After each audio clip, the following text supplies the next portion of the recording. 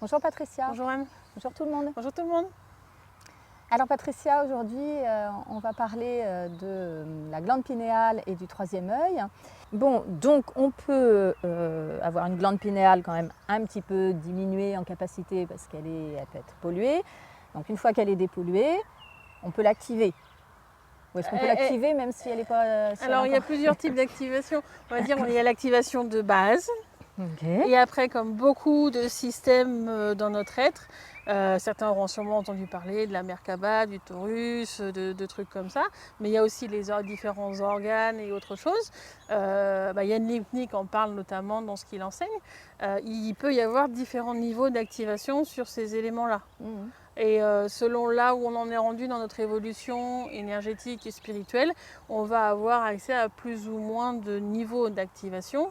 J'ai envie de dire, c'est un petit peu comme... bon, c'est pas pour mixer, mais c'est comme, un peu comme un mixeur où tu mets niveau 1 pour des choses qui sont fragiles, et plus c'est dur, plus tu vas monter le niveau, tu vois. Enfin, c'est juste pour que ça tourne plus vite, tu vois, et que du coup, c'est plus d'effets. Et peut-être des effets qui sont légèrement différents parce que du coup ça génère des fréquences qui sont différentes. Mais donc du coup, y a un niveau d'activation de base et après tu vas avoir, on va dire c'est le niveau 0, le niveau de base, et tu vas avoir après le niveau 1, le niveau 2, etc. Et donc du coup tu as plusieurs niveaux d'activation qui va être en fonction de là où tu en es dans tes apprentissages. Voilà. Et après ça c'est à l'être de gérer en fin de compte plus les niveaux d'activation de la glande pinéale. Ok, parce que bon, alors, on verra ce que tu proposeras pour ça, mais ce qu'on retrouve souvent pour stimuler ou activer la glande pinéale, c'est il y a des techniques de yoga, des techniques de méditation. On trouve tout un tas de trucs aussi sur YouTube et autres, donc des techniques de visualisation, des techniques avec des codes d'activation. J'ai même essayé, moi, il y a longtemps, un cristal, alors je ne sais plus lequel c'était à l'époque, mais posé là pendant la nuit, enfin voilà, des choses, des choses très comme pratique, ça. On va mettre le petit bandeau. Bon. En fait, dans des techniques dites yoga, etc., je pense que justement, ça va être les parties d'être qui vont choisir le niveau d'activation plus qu'autre chose. Pour des techniques telles que code, etc., tu indiques, je suppose, en fin de compte, selon le code, un niveau d'activation. Ça, c'est... faut vraiment être bien connecté avec ses guides, etc., pour savoir lesquels niveaux activer, si c'est bon pour soi, si on les a vraiment atteints ou pas. Là, c'est un peu plus compliqué. Mais si vous captez bien vos guides licites et que voilà, vous cadrez bien les choses, il n'y a aucun souci à faire ce genre de choses. Alors moi, j'ai jamais fait les vidéos, j'ai même pas regardé, donc je ne connais pas les différents types d'activation par rapport à ça.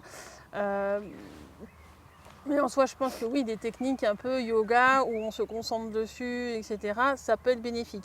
Les visualisations, c'est comme beaucoup de choses. Moi, je suis pas tellement dans le sens de créer la visualisation, mais de la laisser venir à soi. Parce que quand on crée la visualisation, on ne sait pas exactement d'un point de vue multidimensionnel tout ce que l'on peut créer et ça peut aussi polluer. Oui. Alors que quand on travaille, on se concentre dessus ou autre, et qu'on laisse les images venir, on va avoir une compréhension, compréhension de ce qui va se faire dessus d'une certaine manière. Alors plus ou moins, parce que des fois il y en a, ça va être très abstrait, comme ils vont voir que des couleurs, ils vont se dire cette couleur elle a quel impact, etc. Tu vois. Mais en tous les cas, c'est l'élément nécessaire qui va arriver pour faire le travail. Et c'est pas toi qui va créer un élément qui sera peut-être en discordance avec ce que la glande pinéale a réellement besoin. Donc moi je suis plus dans le sens de laisser venir les images que de la créer. Oui, je comprends. Mais oui, dans ce que j'ai pu voir, même si je n'ai pas creusé non plus tout ce qu'il y a sur Internet sur le sujet, mais on nous parle bien que l'activation de la glande pinéale peut donner lieu à l'expression de certaines couleurs, des choses couleurs arc-en-ciel, enfin des couleurs assez vives. Donc on retrouve bien ce que tu dis là. Comme je te dis, ça a aussi un lien avec le côté vision, donc c'est pas étonnant. Ok. Est-ce que j'ai vu ça là il n'y a pas longtemps, la vibration du mantra Om permettrait aussi faire des choses au niveau de la glande pinéale? Alors, à un certain niveau, oui, mais en fait, comme je l'avais dit sur la vidéo qu'on avait fait un peu sur les champs, j'essaierai de retrouver quelle partie ça concerne. Le home permet vraiment d'apporter vraiment un équilibre en fin de compte au niveau des choses, donc aussi un peu de stabiliser. Et donc du coup, quand tu rééquilibres les éléments entre eux, forcément que ce soit la glande pinéale, que les yeux, que la peau ou autre chose, ça va avoir un effet, tu vois ce que je veux dire? Ouais. Mais parce que le home est là pour travailler sur un global. D'accord, ok. Oui. Donc ça, oui, ça va avoir un effet sur la glande pinéale. Après, ça ne sera pas forcément un truc spécifique à la glande pinéale. D'accord. Ok. Alors, dans ce que j'ai vu aussi, c'est qu'on nous dit que la glande pinéale est sensible donc à la lumière, et donc pour s'entraîner, pour faire ces exercices, il vaut mieux les faire dans l'obscurité. Je pense qu'il y en a qui seront plus à l'aise à le faire dans la lumière et d'autres plus à l'aise dans l'obscurité. Ouais. Je pense que ça dépend vraiment des personnes pour le coup. D'accord. Il n'y a pas une préconisation particulière à mon sens. Parfait. Ok. Alors, pour arriver vers la conclusion, tout à l'heure, en introduction, j'ai parlé de, entre guillemets, ouvrir le troisième œil. Tu sais quand même que c'est très répandu. Oui, hein, je cette sais que c'est très expression-là est répandu. C'est une expression que voilà, tu connais mon avis là-dessus, voilà. elle ne me plaît pas du tout. Voilà. Bon. Alors, il se trouve quand même qu'il y a beaucoup de gens qui essayent d'ouvrir leur troisième œil. J'en ai fait partie. Je ne sais pas si j'y suis arrivée, mais en tout cas, j'ai essayé pas mal de choses. Parce que donc, ça permettrait donc, de développer l'intuition, toutes nos capacités de clairvoyance, clairaudience, etc. Donc, c'est vrai que voilà, d'être en connexion avec l'invisible, voilà, ça peut faire rêver beaucoup. Oui, oui hein, voilà. Est-ce que... Oui, donc toi, tu parles pas. Oui, tu as parlé toi d'activation de la glande pinéale ou du troisième œil. En fait, tu ne différencies pas les deux. Comment tu Si les deux sont différents, ils sont pas. Je te dis, le troisième œil, il est légèrement sous la peau. La glande pinéale, elle est quand même beaucoup plus dans le cerveau. Oui, mais alors, c'est quoi la différence d'activer l'un ou l'autre, ou l'un et l'autre alors? Je ne sais pas. Est-ce qu'ils s'activent ensemble? Là, on a plus parlé, en fin de compte, dans tes questions, de la glande pinéale que du troisième œil. C'est deux choses différentes. Comme je disais qu'on peut activer à différents niveaux la glande pinéale, on peut activer à différents niveaux le troisième œil. Mais comment je pourrais expliquer ça? Parce que, en fait, les deux, j'ai l'impression qu'ils permettent d'accéder, comme on vient de le dire, à d'autres dimensions, d'être connecté à ses guides, de développer notre intuition. Alors le troisième œil va être plus par rapport à la vision. D'accord. La vision d'un point de vue, plusieurs dimensions. Le troisième œil, ça va être plus la clairvoyance aussi. Vraiment le côté, tu vois, mais ça ne va pas forcément, dans le troisième œil, il n'y a pas les connexions pour parler avec ses guides. Ah, alors peut-être c'est moi qui dans mélange, la glande pinéale. Ah oui, ok, alors pardon, c'est sûrement oui, moi non, mais je comprends que dans ce qu'on peut lire, les choses sont très mélangées entre la glande pinéale, le troisième œil, parce qu'on va dire la glande pinéale est au même niveau que le troisième œil. Mais oui. Mais en fait, c'est deux éléments qui sont différents. Et puis, comme je l'ai dit tout à l'heure, le chakra qui dit du troisième œil, parce que moi, je ne l'appelle pas comme ça non plus. Moi, je dirais que c'est le 7e chakra. En plus, mais voilà, même pas le 6e. Mais du coup, il est mentionné comme ça parce qu'il se trouve à l'emplacement du troisième œil. Enfin, légèrement au-dessus, comme il y en a qui appellent le chakra cœur, parce qu'il se trouve à l'emplacement du cœur. C'est une façon de décrire son emplacement en même temps, en fin de compte, mais c'est pas forcément le nom qu'il a, tu vois, réellement. C'est juste des systèmes qui se trouvent être très très proches les uns des autres, à peu près au même emplacement physique. Et donc du coup, d'une certaine manière, ils sont reliés et je pense qu'il y a des confusions qui se font à partir de là. La glande pinéale sert vraiment à traduire, en fin de compte, les différents sens. Donc entre autres, les sens qui vont venir du troisième œil. D'accord. Ok, merci d'avoir reprécisé. Ouais. Okay. Et au-dessus, tu as le chakra, donc pour moi le 7e chakra, qui se trouve au-dessus du troisième œil, qui va forcément avoir un petit impact sur la troisième œil et la glande pinéale, parce qu'il va permettre d'avoir un flux énergétique, etc. sur ces emplacements-là. Mais pour autant, ils ne sont pas forcément directement reliés. Ok. Bon. Alors parce que ce matin encore, je regardais une petite vidéo sur ce thème-là et ça s'appelait, attention, Ouais, comment ouvrir rapidement son Oh. troisième œil. Voilà, donc je voulais quand même aborder aussi ça. Voilà, il faut faire attention. Le troisième œil, c'est vraiment, faut vraiment voir comme si c'était une vision, en fin de compte, c'est un œil qui est capable de voir sur d'autres plans, quoi. Il faut vraiment le voir dans ce sens-là.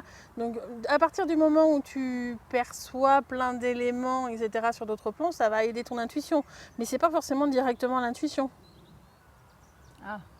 Ah, ça, c'est un gros sujet, l'intuition, ça. Peut-être qu'un jour, on le fera en vidéo. Oui, mais j'y pensais, oui, tout à fait. Mais ouais, non, c'est des choses qui sont différentes. Après, je comprends qu'on ait plus été sur la glande pinéale parce qu'en fin de compte, c'est l'élément presque qui est le plus complexe. Tu vois, c'est un peu, on pourrait presque dire, un cerveau, entre guillemets, tu vois, parce qu'il décode les choses. Un mini-cerveau correspondant aux différents sens qui sont connectés aux différents plans dans le subtil. Alors, il y a une autre glande qui peut être intéressante aussi. Bon, on va peut-être pas le développer là, peut-être en dire deux mots. La glande pituitaire aussi. Ouais, je m'en doutais que tu allais Ouais. dire elle. Mais de manière différente, la glande pituitaire, oui, elle va servir un peu l'essence, mais moi, dans le subtil, elle agit sur d'autres éléments quand même. C'est pas, elle est dans le cerveau, oui, mais elle va plus servir à réguler des choses dans l'être. D'accord. Mais c'est important qu'elle soit en bonne forme quand même. Oui, tout à fait, mais comme toutes les glandes, hein, le thymus pour les protections, etc. Enfin, toutes les glandes ont leur importance. D'accord. Mais oui, il y a le thymus aussi qui est important. Bon, ben, peut-être qu'il faudra qu'on reprécise ça, ouais. Ok.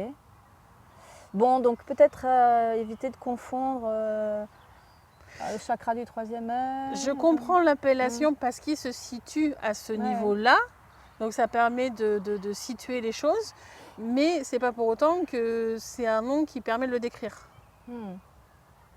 Ça permet de décrire sa position. C'est ça, d'accord. Ok. Bon, en tout cas, on ne force pas pour ouvrir le troisième œil. Non, il faut laisser les choses se faire. Après, si vous avez vraiment envie ou autre, voyez avec vos guides. Mais en général, en fait, on a les informations qu'on a besoin au moment où on a besoin sur son évolution. Donc, si vous ne ressentez pas plus que ça d'activer à des niveaux supérieurs. Bon, de la dépolluer, c'est quelque chose, bien sûr, forcément évident. C'est bien de la dépolluer, comme tout notre corps, comme l'environnement, tout ce qui est autour de nous, etc. Dans la mesure où on a la possibilité de le faire et que c'est juste de le faire. De pas impacter, de pas aller au-delà du libre arbitre du truc qui pourrait être pollué. Oui. Parce qu'admettons que toi, tu as des pollutions intérieures, parce que je suis à côté de toi, je ne vais pas te dépolluer, tu vois. Il y a, à un moment donné, tu peux avoir des apprentissages en fonction de ça, etc.